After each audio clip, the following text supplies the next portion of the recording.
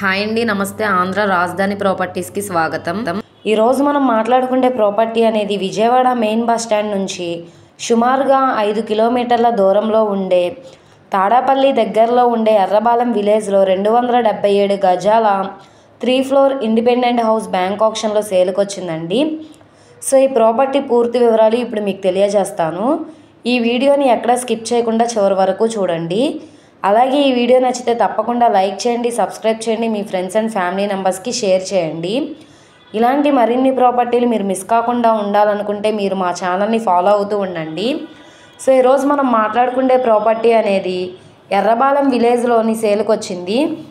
So ఇక్కడ KL university ఉంటుంది, కాలేజీకి దగ్గరగా కూడా ఉంటుందండి. సో ఇక్కడ రెంట్స్ కూడా బాగా వస్తాయి. ఈస్ట్ ఫేసింగ్లో ఉండే బిల్డింగ్ 277 గజాలలో ఓనగా దగ్గరుండి కట్టించుకున్నారు. ఇంటి ముందు రోడ్డు 33 అడుగుల రోడ్డు ఫేసింగ్ వెడల్పు 40, లోతు 62 ఉంటుంది. మొత్తం 277 గజాల 3 ఫ్లోర్ ఇండిపెండెంట్ హౌస్.